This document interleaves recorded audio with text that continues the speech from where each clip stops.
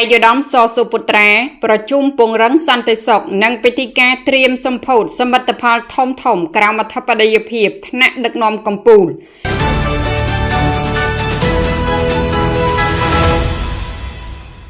ចូលរួមផ្សព្វផ្សាយព័ត៌មានពិតដើម្បីបន្សាព័ត៌មានคล้ายៗនៅព្រឹកថ្ងៃទី3ខែសីហាឆ្នាំ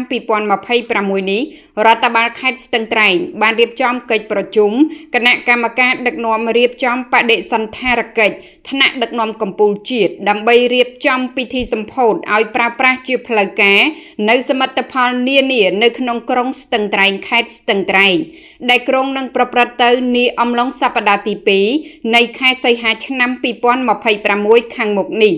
កិច្ចប្រជុំដ៏មានសារៈសំខាន់នេះត្រូវបានដឹកនាំផ្ទាល់ដោយឯកឧត្តមសសុពុត្រាអភិបាលនៃគណៈអភិបាលខេត្តស្ទឹងត្រែងដោយមានការអញ្ជើញចូលរួមពីសំណាក់លោកស្រីជាអភិបាលរងខេត្តប្រធានអនុប្រធានមន្ទីរនិងអង្គភាពជំនាញជុំវិញខេត្តកងកម្លាំងប្រដាប់អាវុធទាំង3ប្រភេទអភិបាលនិងអភិបាលរងក្រុងស្រុកទាំង6ក្នុងនាមជាប្រធានអនុប្រធាននិងសមាជិកនៃអនុគណៈកម្មការនានារួមមានអនុគណៈកម្មការសន្តិសុខសណ្ដាប់ធ្នាប់និងសុវត្ថិភាពអនុគណៈកម្មការផ្គត់ផ្គង់អនុគណៈកម្មការខ្លឹមសារព័ត៌មាននិងផ្សព្វផ្សាយអនុគណៈកម្មការពិធីការនិងបដិសណ្ឋារកិច្ចអនុគណៈកម្មការរៀបចំកន្លែងអនុគណៈកម្មការបរិស្ថានអនាម័យនិងសុខភាពសាធារណៈព្រមទាំងអនុគណៈកម្មការសុខភាពនៅក្នុងឱកាសនោះគ្រប់សេចក្តីរាយការណ៍របស់អនុគណៈកម្មការនីមួយៗដែលបានជម្រាបជូនឯកឧត្តមសសុពុត្រាជាប្រធានគណៈកម្មការដឹកនាំរៀបចំបដិសណ្ឋារកិច្ចថ្នាក់ដឹកនាំកម្ពុជាជាតិបានបង្ហាញយ៉ាងច្បាស់ថាគ្រប់ផ្នែកទាំងអស់បានត្រៀមលក្ខណៈរួចរាល់គ្រប់ជ្រុងជ្រោយក្នុងការរៀបចំពិធីបដិសណ្ឋារកិច្ចថ្នាក់ដឹកនាំកម្ពុជាដែលនឹងអញ្ជើញជាអធិបតីភាពដ៏ខ្ពង់ខ្ពស់ក្នុងពិធីសម្ពោធឲ្យប្រើប្រាស់ជាផ្លូវការនៅសមិទ្ធផលនានានៅក្រុងស្ទឹងត្រែងនាពេលខាងមុខនេះដែលពិធីផ្លូវការនឹងត្រូវប្រព្រឹត្តទៅនៅទីលានតេជោធិបតីស្ថិតនៅមុខសាលាខេត្តស្ទឹងត្រែងជាមួយគ្នានេះផងដែរលោកម៉ែនគង់អភិបាលរងខេត្តនិងជាប្រធានអនុគណៈកម្មការខ្លឹមសារព័ត៌មាននិងផ្សព្វផ្សាយបានបញ្ជាក់ឲ្យដឹងថាព្រឹត្តិការណ៍ដ៏ថ្លៃថ្លានិងជាប្រវត្តិសាស្ត្រនេះនឹងមានមហាជនចូលរួមប្រមាណជា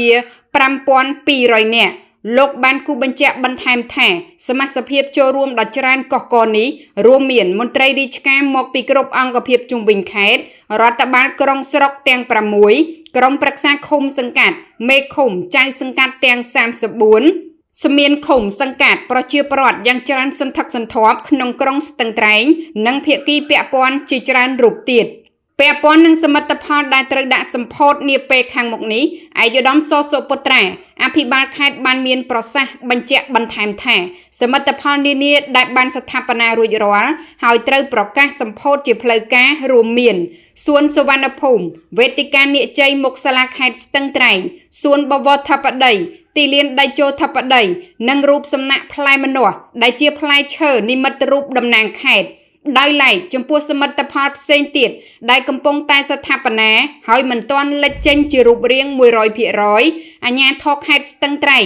នឹងរៀបចំពិធីសម្ពោធឲ្យប្រើប្រាស់ជាផ្លូវការនៅពេលក្រោយជាបន្តបន្ទាប់ទៀតទន្ទឹមនឹងការរៀបចំផ្នែកហេដ្ឋារចនាសម្ព័ន្ធនិងពិធីការឯកឧត្តមសសុពុត្រាអភិបាលខេត្តស្ទឹងត្រែងក៏បានសង្កត់ធ្ងន់និងផ្ដោតការយកចិត្តទុកដាក់ខ្ពស់លើកិច្ចប្រជុំត្រួតពិនិត្យវឌ្ឍនភាពការងាររបៀបនិងផែនការការពារសន្តិសុខសុវត្ថិភាពនិងសណ្ដាប់ធ្នាប់សាធារណៈឯកឧត្តមអភិបាលខេត្តបានណែនាំយ៉ាងម៉ឺងម៉ាត់ដល់កងកម្លាំងប្រដាប់អាវុធនិងអាជ្ញាធរពាក់ព័ន្ធទាំងអស់ត្រូវសហការគ្នាឲ្យបានស្អិតរមួតដើម្បីធានាឲ្យបាននូវសុវត្ថិភាពដាច់ខាតនិងបង្កើនប្រសិទ្ធភាពការងារខ្ពស់បំផុតសម្រាប់ព្រឹត្តិការណ៍សំខាន់ៗក្នុងខេត្តស្ទឹងត្រែងដើម្បីឲ្យទទួលបានជោគជ័យយ៉ាងត្រចះត្រចង់ដូចគ្នានឹងព្រឹត្តិការណ៍ធំជាច្រើនដែលខេត្តធ្លាប់បានរៀបចំ